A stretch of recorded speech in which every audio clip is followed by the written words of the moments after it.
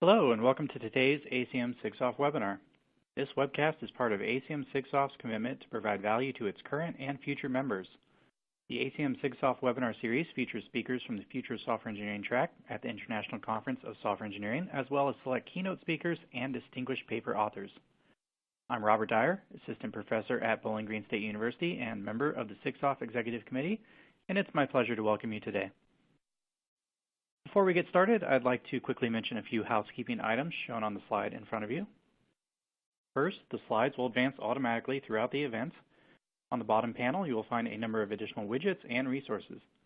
If you're experiencing problems with the slides or audio, press the F5 key in Windows, Command R on a Mac, or refresh your browser on mobile devices. Or you can close and relaunch the presentation. Control volume, adjust the master volume on your computer. If you have questions during this webinar, please type them into the Q&A box at any time during the webinar and click the Submit button. At the end of this presentation, we will have time to respond to questions. This session is being recorded and will be archived. You will receive an automatic email notification when it becomes available.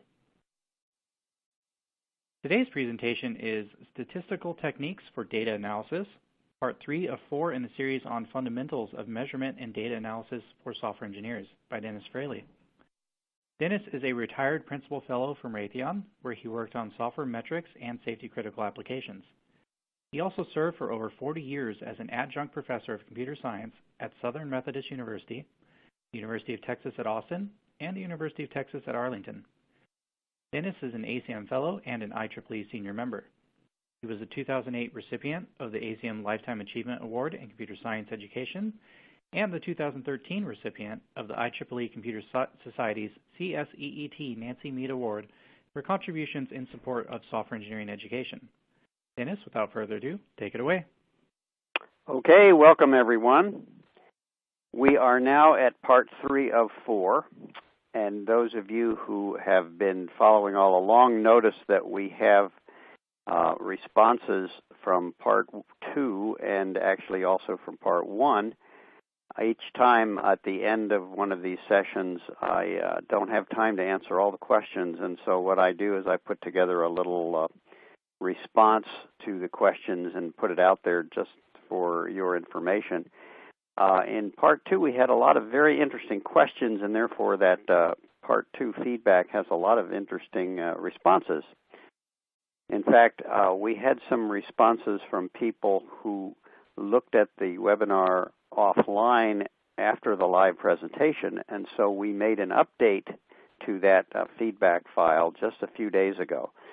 So if you've already looked at the feedback file, but it was more than a week or so ago, you might want to take a look, see there's a couple of new things added.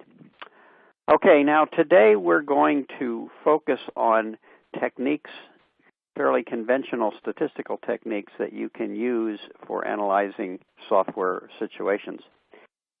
But you may think about what we're going to say today as being more a measure of here are the things you shouldn't do. And the reason I say that is because, as we've talked about earlier, there are an awful lot of problems with software engineering projects and software engineering data in terms of suitability for analysis, especially using conventional statistical techniques. So a significant part of what we're going to talk about today is actually more along the lines of caveats. It may not be appropriate to try to do this because of this reason or take this into consideration. That will all, of course, lead to what goes on in part 4 in 2 weeks, where we'll talk about some techniques that are well suited to the situation you often find yourself in when you're looking at software-related data. So we're going to begin by revisiting the issue of central tendency measures, just to go over a few more details. And then we're going to go through some other issues. And I will emphasize that we're going to talk about specific statistical techniques and their applicability primarily toward the end of today's presentation. And also to remind you that this is the book from which a lot of this material was taken. Okay, So let's talk about central tendency measures. We already visited these in previous parts of this seminar or this webinar, but let's look at them again. A measure of central tendency is a single value that attempts to describe a set of data, and it tries to do so by identifying a central position within that data. And we've seen these before, the mode, the median, and the mean. Now, the mode, again, is the value that appears most often. The median is the value of the middle item, and the mean is the average of all the items. And one of the most important things to pay attention to with software data analysis is that very often it's quite easy to give the wrong impression by using the wrong one of these, and I'll be showing you a bit of that in a moment. Here's a little example. If you're not entirely sure what these three mean, it just shows for a given set of data what the mean, median, and mode are. Now here's an example of three distributions. The one in the middle is a normal distribution, and you'll notice that one of the characteristics of the normal distribution is that the mode, median, and mean are all the same. The other two are what are called skewed distributions. They stretch out differently on one side than on the other. And you'll notice in each of those cases, the mode, median, and mean are not all the same. Well, let's look a little more closely at one of these. Here's an example that shows the length of hospital stays. And you'll notice that some people have one-day stays, some have two-day stays. In this particular set of data, the most common looks like it's about 3 days, maybe a little more. And but the median is about 4, and the mean is closer to 5. Now, why would that be the case? Because some people stay in the hospital for 3 or 4 weeks, and they tend to pull the mean toward the right. On the other hand, nobody stays in a hospital for a negative number of days, so there's nothing pulling the mean to the left. And think about how this might be interpreted if this were a different sort of situation. Suppose this curve was describing average salaries for a bunch of people. The mean would be considered, let's say those are $40,000, $30,000, and so forth.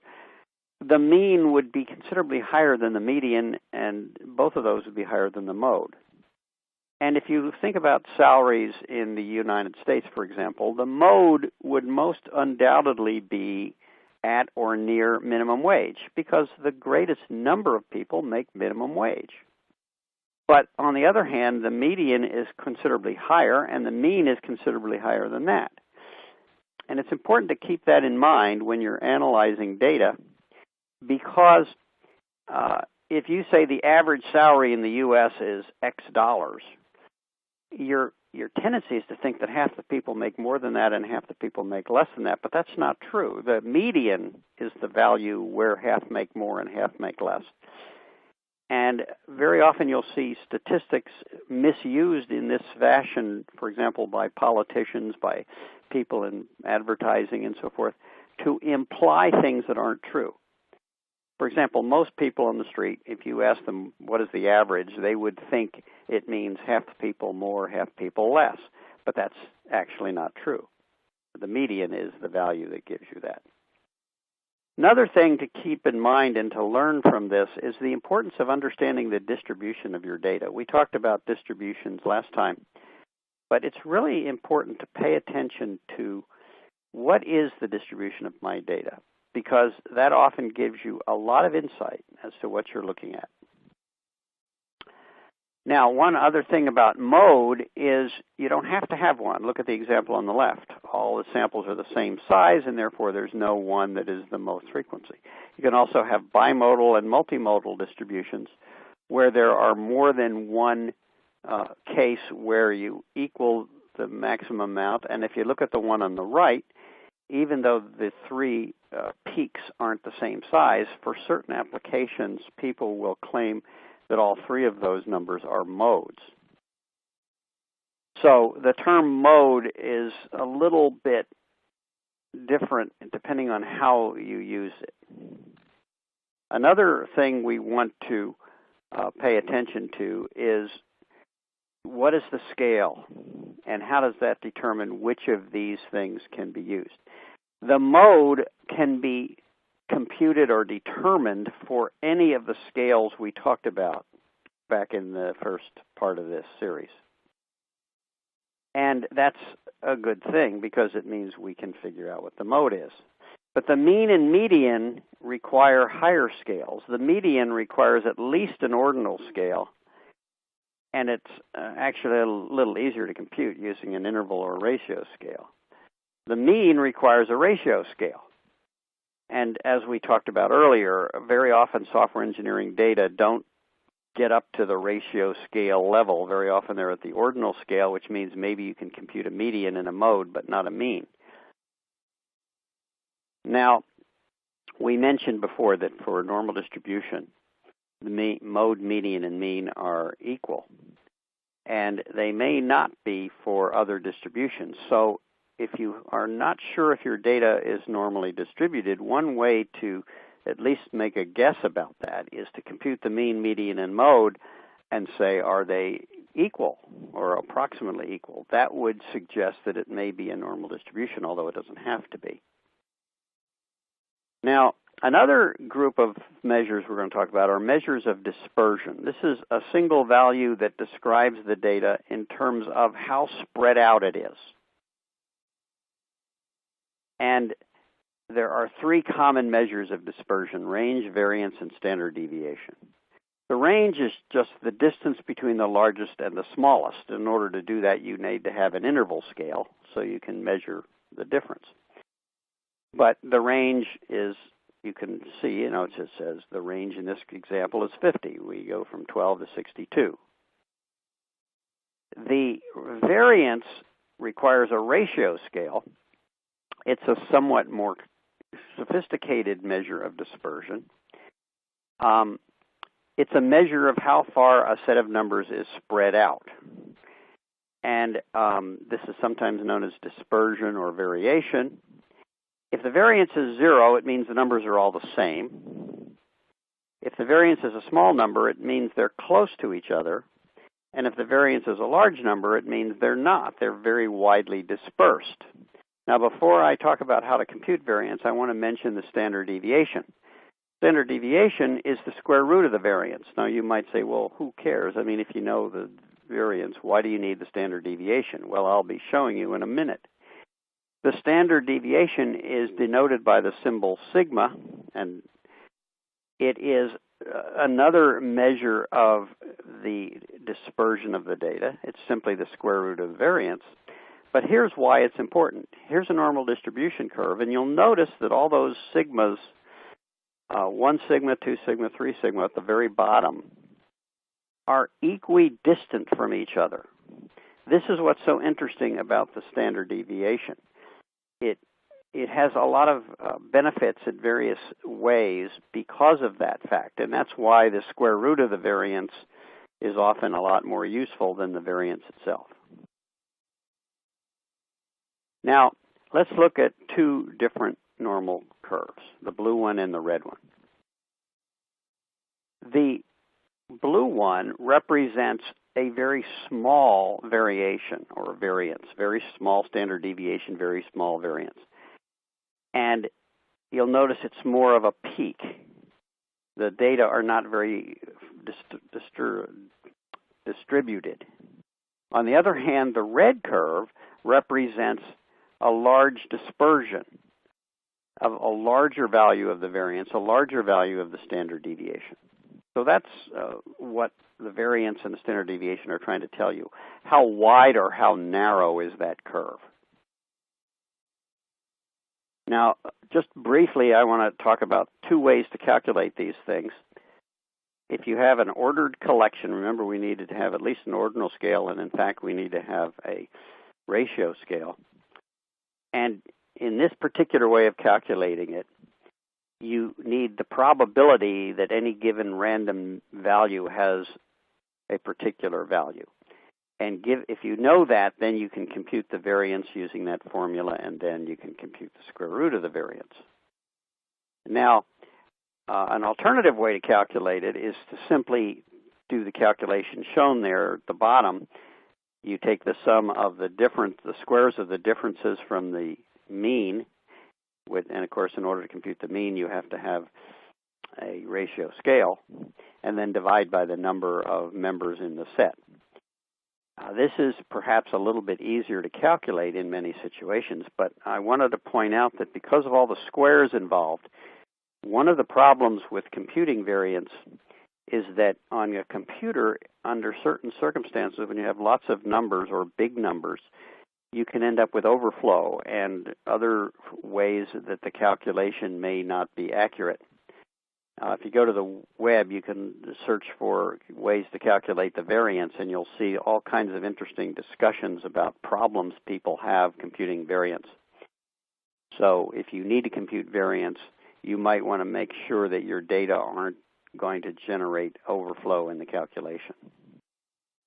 Okay, now let's talk about confidence intervals. Confidence interval is a range of values that have a high probability of containing an unknown random parameter. Let's suppose this curve represented height.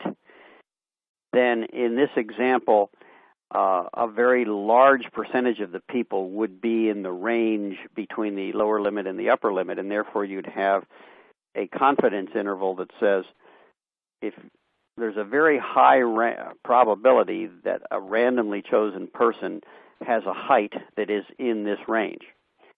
On the other hand, there are extreme or rare situations where they're outside that range. That's what the confidence interval. It's the range of values that has a high probability.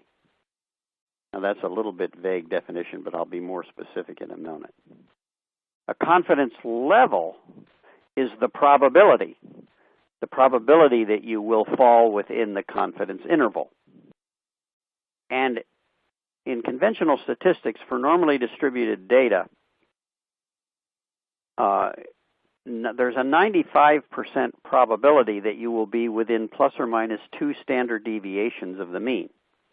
There's actually like a 98% or 99% chance you'll be within 3 standard deviations. And so very often that 95% is important, as we'll see in a moment. Here we have 1 standard deviation, 68%, or roughly 2/3 of the population will be within 1 standard deviation of the mean, roughly 95% within 2 standard deviations, and 98% within 3 standard deviations.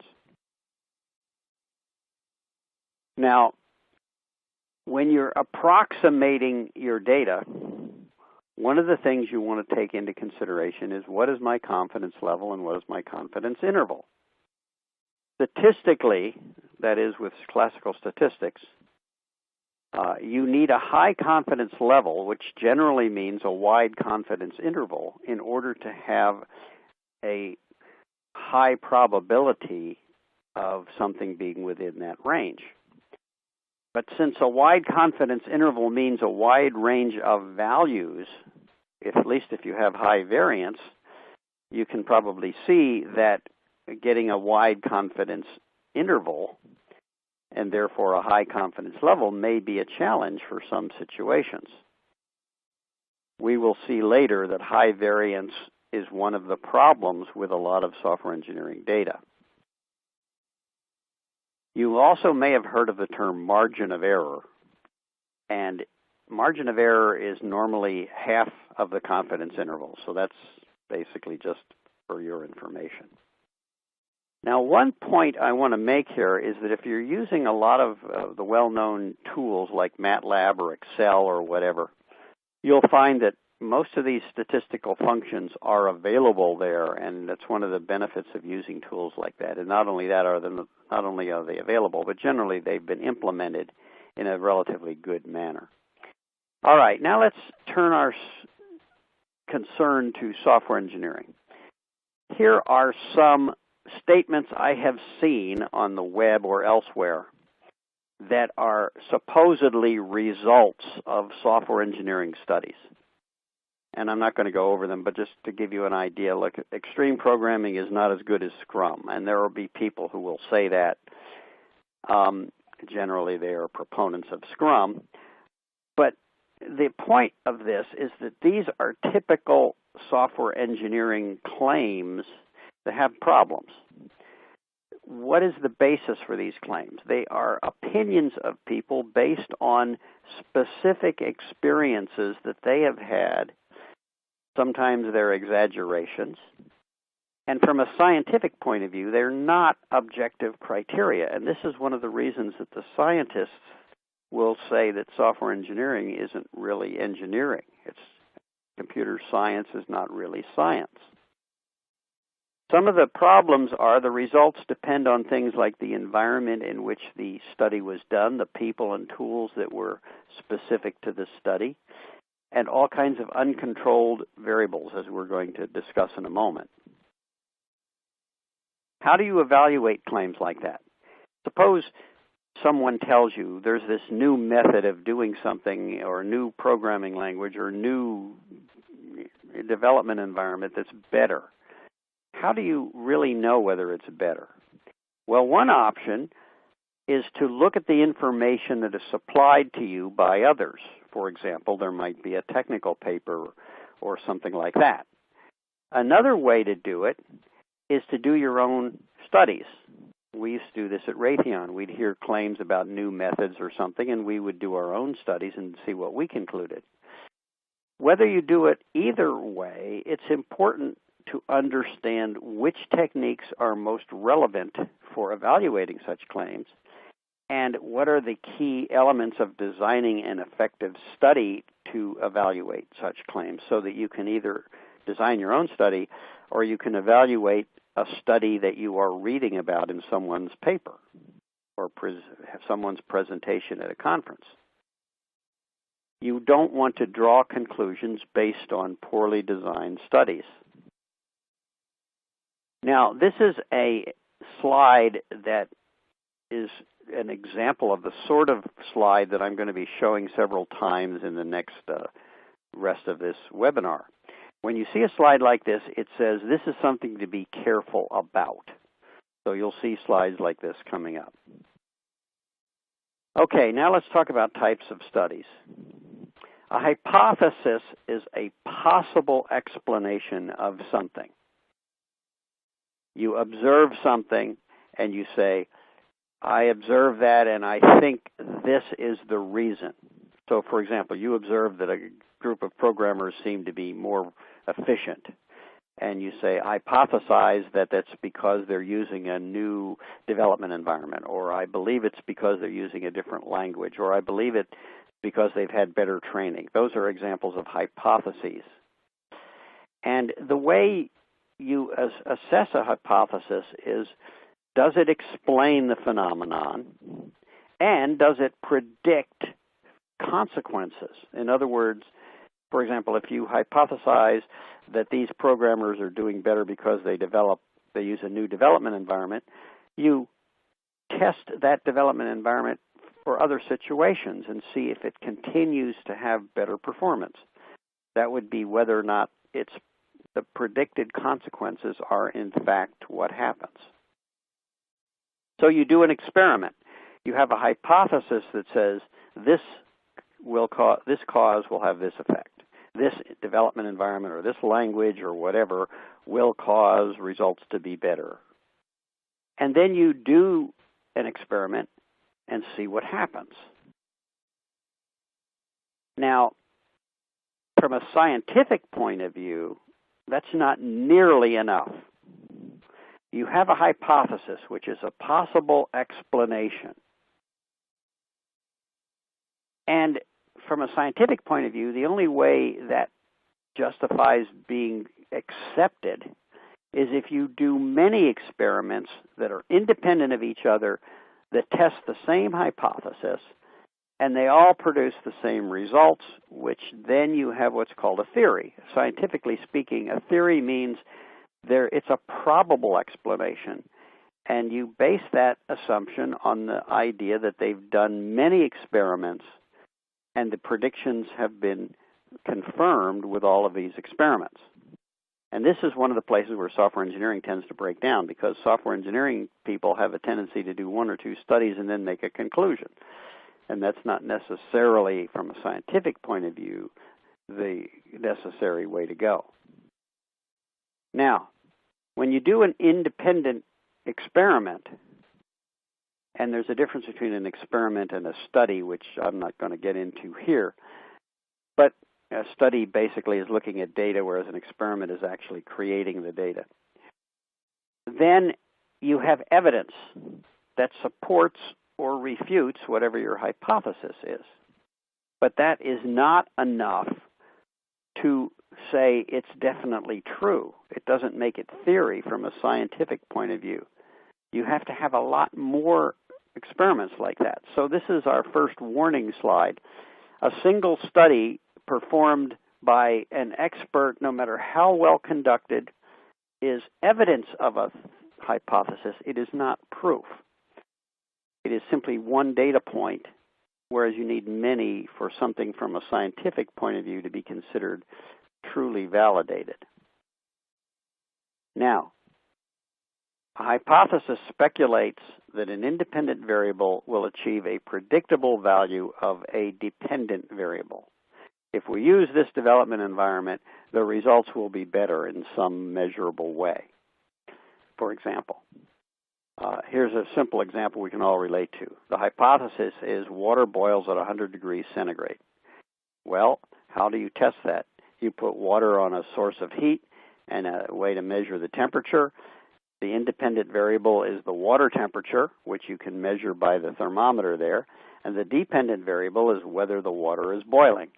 And so that's how you do an experiment. You define the variables and do the experiment. You control the independent variables, hold them at fixed values, except perhaps one of them which you vary. For example, in the experiment I just showed you, you vary the temperature. And that's sometimes called a state variable. It's the independent variable that you intentionally change as part of the experiment. And then you see what happens to the dependent variables. Now, that's all good and fine, except look at all the ways that such an experiment can fail. First of all, there may be a lot of variables involved, and you may have to conduct a lot of experiments on different combinations of those variables in order to adequately address all the different issues. There may be variables you cannot control the values of, such as the ambient temperature and humidity, whether the programmers had a good day yesterday, whether they have a headache this morning. Things like that you may not be able to control. The environment, the behavior of people, and various other factors that I'm showing you here. There's one particular issue that comes up a lot is what's called a confounding variable or a confounding effect. This is when you have two independent variables and you really don't have a way of knowing which one is having the effect that you're measuring. For example, let's suppose you're looking at two different testing tools. So you have two programming teams, and one programming team does the first tool, and the second programming team does the second tool. Well, you may have results, and you may say, well, team one with the first tool found 7 bugs, which must mean it's a better tool than the other one that found only 4 bugs. But the problem is you don't know whether the effect is caused by the tool or the programming team. And in order to do this, you have to rerun a lot more experiments. You have to run the switch teams and tools and see what happens, and you have to, of course, run more experiments like that. Here's some other factors. One of them is legal or ethical issues. Now, we don't run into these a lot in software engineering, but you have to be aware of these. For example, if you were studying whether children with good diets perform better than children with poor diets, it would not be ethical to arbitrarily force children to have poor diets. That would be an example of an ethical violation, so I just wanted to put that in there. Caution, when you have uncontrolled or confounding variables, they may affect the outcome. And very often I see papers written in software engineering journals that don't appear to have taken this into consideration. One of the rules of designing an experiment is to identify all the variables and say which ones you don't control and which ones you did and so forth. Now let's look at the different kinds of studies and experiments. The one that gives you the most confidence in the outcome is typically what's called a formal experiment. Lots of controlled variables. You tend to do this sort of thing in a laboratory, usually involving relatively small projects or small situations. Now, less certain, but sometimes the only thing you can do is what's called case studies, where you control some of the variables, but you must simply look at what happened.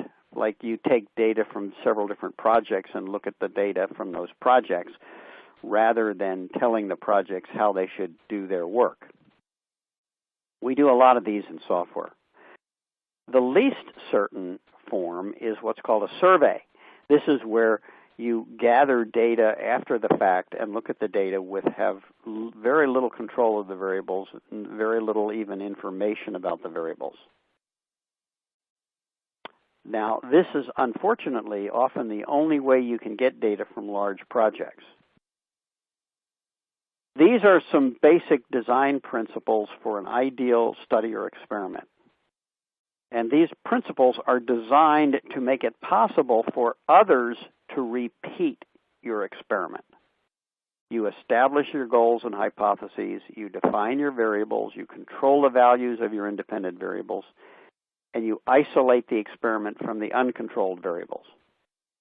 Now, let's look at the reality for most software engineering situations. You typically aren't able to control the variables, all of them anyway. You may not be able to isolate yourself from some of the ones you cannot control. And you may have all these kinds of factors that may confound things. And so, again, you have to say, how much can I replicate this experiment? And if I can't replicate it, then I really have one highly questionable data point in terms of understanding things. Bottom line is that for software engineering, you tend to need to do a lot of case studies and surveys because the formal experiments are sometimes hard to do. The results are not, therefore, as reliable as you might like, and you have to be very careful about your conclusions from what you see. Now, it's even worse in a way, because controlled experiments also have drawbacks. Even the most ideal controlled experiment tends to produce results that aren't representative of real-world conditions. Why? Because you did it in a laboratory. For example, very often in your controlled experiment, it's only a small project. You get a bunch of students and have them do something and take some data, but that may not necessarily apply to the larger world. You may be isolated from things like real customers and real working conditions that might dramatically impact results in the real world situation. The bottom line here is that every method of experimentation or studying or researching has potential flaws, and it's important to be aware of them when you're assessing data. Okay, now let's move on to hypothesis testing. When you're going to test a hypothesis, you want to say, is this a valid test? Now, I'm not going to have time to go into all the basics of good hypothesis testing, but I want to look at some issues as how likely is it that our evidence resulting from this test actually supports the hypothesis as opposed to simply being chance. In other words, is the result of the experiment significant? Now, in statistics, there is a definition of significance. It means that the result is not likely to be due to random chance. And in classical statistics, that means you have a 95% confidence level. Now, if you think about confidence level and confidence intervals, this may be very difficult to show, especially when your data are widely dispersed.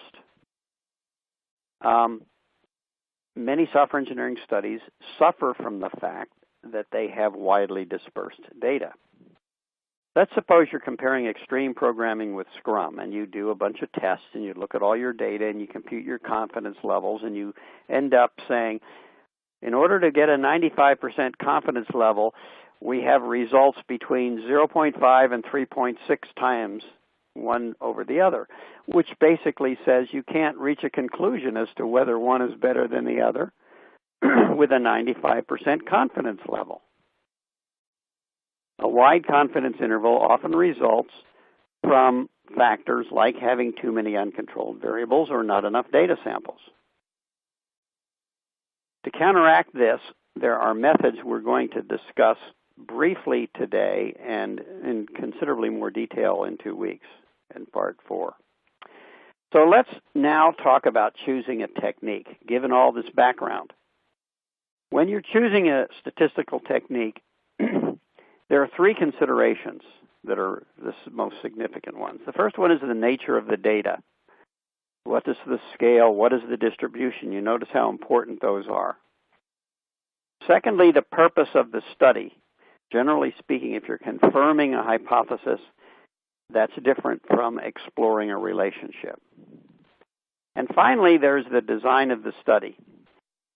We are not going to have an opportunity in this webinar to discuss study design. That tends to be very specific to the situation, and it involves things like selecting the programmers such that each team is roughly equal, things like that. We're going to focus on the first 2, however. Let's look at the nature of the data and the purpose of the study. As we've talked before, sample size is something you have to think about. Your sample is part of the larger population. Many statistical techniques utilize the size of the sample in the calculations. We talked about this in an earlier webinar.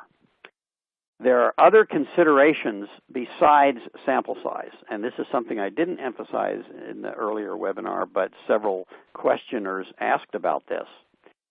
And there are things like, is this a truly representative sample?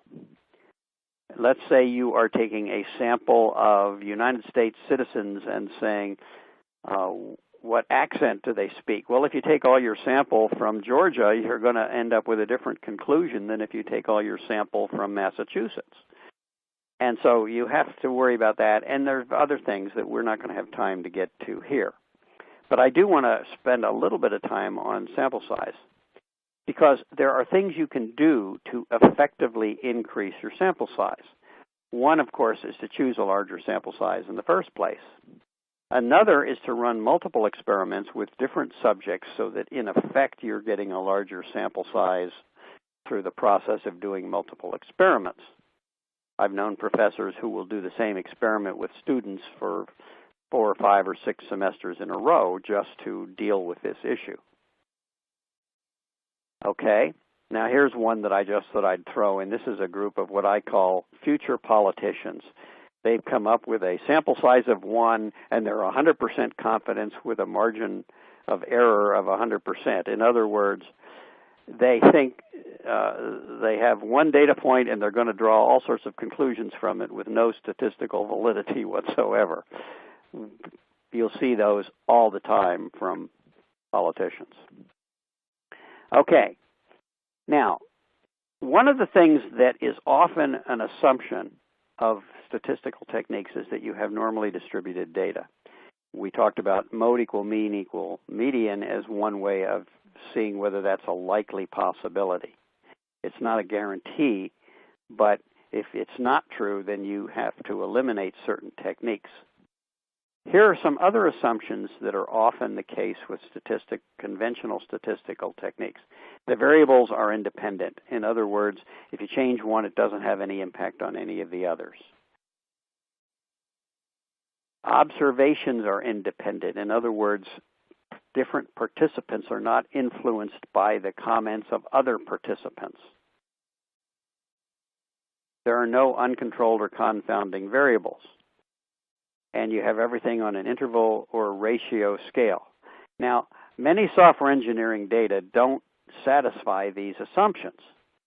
For example, often they're on an ordinal scale, but even if they're on a better scale than that, the idea of them being truly independent. For example, I remember a presentation where somebody was comparing the complexity of some code with the difficulty of reading the code, and he didn't realize the two are interrelated, and therefore they're not independent variables. Other assumptions for many statistical techniques are certain techniques make assumptions about the functional relationships. For example, that the dependent variable is linearly related to the independent variable. There are many cases where that's true. But if you make that assumption, then you may find certain techniques don't work out. Another assumption is independence of observations. In other words, you don't read a paper about somebody else's study and then do a study that's influenced by what they said in their paper. The idea is that you want all the experiments to truly be independent. Now, again, we're running into more and more reasons to think that these things don't work. The statistical techniques aren't applicable. Outliers have no significant effect. Well, sometimes they do, sometimes they don't. Outliers are values that don't seem to fit the model, don't seem to fit the distribution. You have a bunch of programmers, and they range in age from 20 to 65, but you have one programmer who's 85 years old, and it's an outlier. It doesn't fit the pattern. Always check your assumptions whenever you're going to use a statistical test. Make sure you understand the assumptions of that test, or you end up like this cartoon where they're saying the numbers are only as accurate as the fictional data, ludicrous assumptions, and wishful thinking that we based it on. Okay, now let's look at this from the perspective of a person who is going to critique somebody else's observations or somebody else's experiment. What would you do to invalidate data that you claim is normally distributed? Well, contamination with bad data. It doesn't take much bad data to render certain techniques ineffective. You have two different sets of data, each of which is normally distributed, but when you put them together, the combination may not be normally distributed. All the things we've already talked about, outliers, confounding effects, and so forth, that might screw up your statistical assumptions. Okay, if you have non-normal distributions, here are some things that you can do. One, you can determine the underlying distribution and maybe find that you can use that. We're going to talk briefly about changing scales and some non-parametric statistics, which is really what our focus is going to be in the next webinar. For example, we talked about different kinds of distributions. If you can find a distribution that fits your data, maybe there is some well-established scientific and mathematical techniques and tools for analyzing that distribution. Another kind of handy one is sometimes if you just change the scale, it'll work. Here's an example of something that is a normally distributed data as long as you convert it to a log scale. And sometimes that works. Non-parametric methods are methods that don't require the data to be normally distributed and don't necessarily even need median, mean, and variance. Very often they're very useful for data on ordinal scales. We're going to use several of these in the next webinar. Robust statistics are a type of non-parametric statistics where you don't deviate a whole lot from the assumptions, but you deviate enough to make the conventional methods inapplicable. For example, mixing two normal distributions. Now, in robust statistics, a lot of the time they're intended for very specific situations, but we're going to be talking about them in the next webinar as well. One of the things to remember always, and which is why I put it out there on your site there, the list of what are the different scales and what can and cannot be done with each scale. That's always something to keep in mind. Now let's talk a look, before we finish up, and I know we're running a little late here, let's talk about the purpose of the study. If you're trying to confirm a theory, the approach that is typically used is called analysis of variations. The idea is you test both methods and compare the results and say, is the difference statistically significant? So let's say your hypothesis is that method 2 is superior to method 1. So you measure both methods, analyze the results, compute the differences, and say, is it statistically significant? If so, then you have data to support your hypothesis. If they are not statistically significant, then you don't know. You may have to come up with a different experiment. Even if you have statistically significant, it's not necessarily proven again. It is simply one data point supporting your hypothesis. You have reason to believe the hypothesis might be true, but a lot of additional studies need to be performed before you can have high confidence in your conclusion. Now, can you have an incorrect hypothesis that's statistically significant? Yes, you can. For example, experimental errors, uncontrolled variables, confounding variables may lead to what appears to be statistically significant, or you may have just used an invalid technique. Okay, with all that background, here are the conditions when you use analysis of variation. If it's normally distributed, then there are two very common techniques used, the student's t-test and the f-statistic, depending on how many variables you have. And I'm not going to tell you how to use them, but I'm going to tell you that you can use them if you have normally distributed data that satisfy those other criteria. If it's not normally distributed, there's a whole bunch of other techniques that I won't go into now. But the point here is knowing whether your data is normally distributed immediately tells you whether or not certain techniques are valid. Now, remember I talked about two kinds of studies. The other kind is when you're exploring relationships.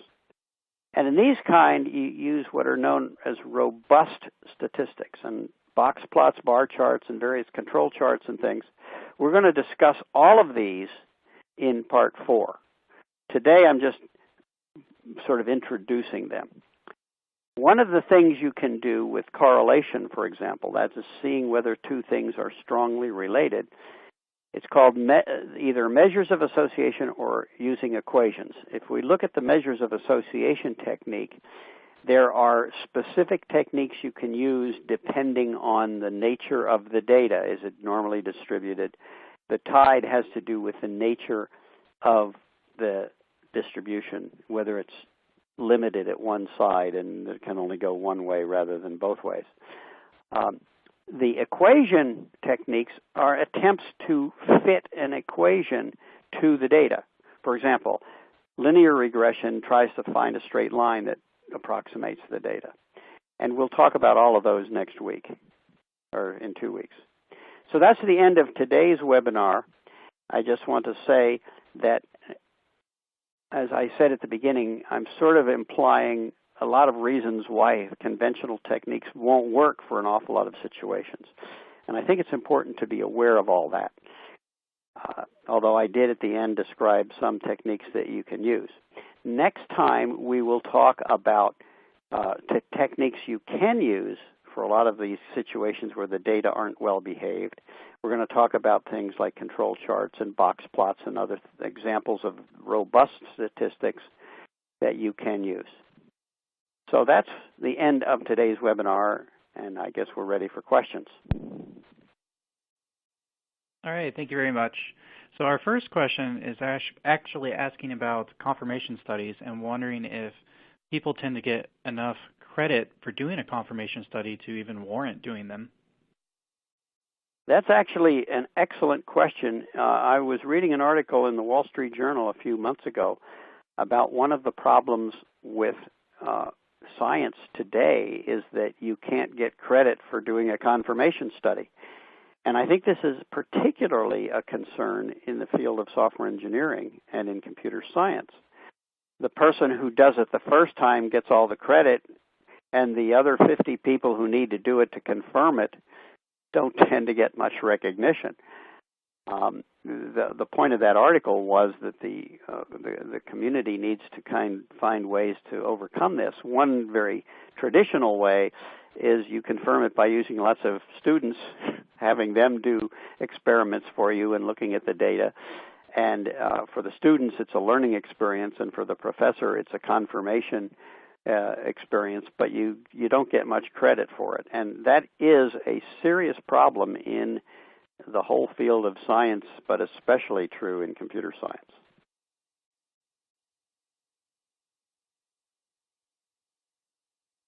So given the fact that surveys are not considered to be, as a reliable metric, could you suggest alternatives for course evaluations or course assessment?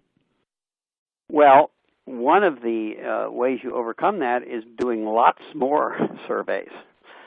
Another way is to come up with some other kind of experiment. For example, you might selectively choose a group of students and have them do a more intense assessment.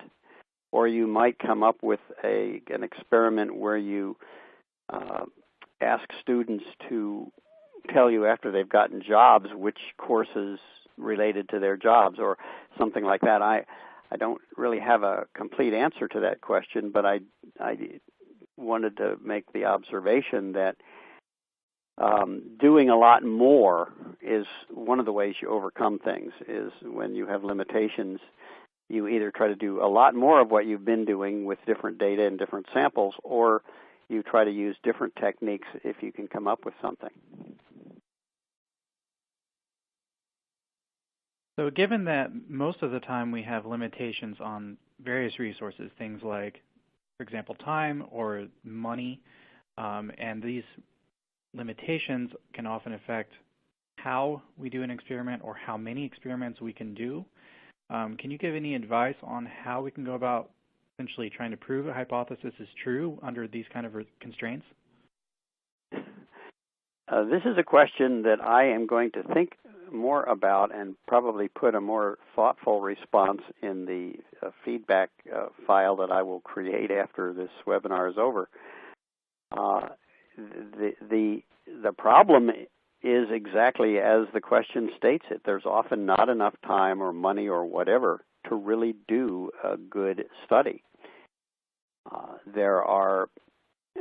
I would say this, an awareness of all these issues will at least enable one to realize where the weaknesses are in the studies one has done. And one might then, the next time one has a chance to do a study, try to find a way to overcome the weakness of the previous study.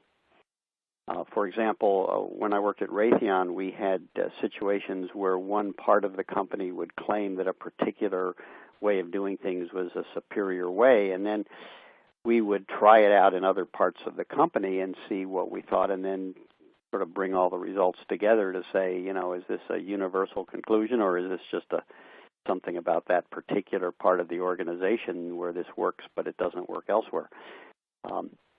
I guess, again, my answer tends to be the more you know about the ways you can contaminate a study, at least the more you're aware of the limitations of what you're doing, and you can take that into consideration the next time.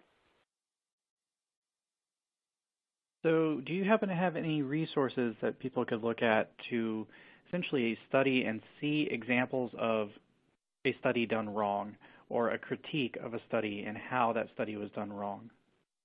That's a really good question.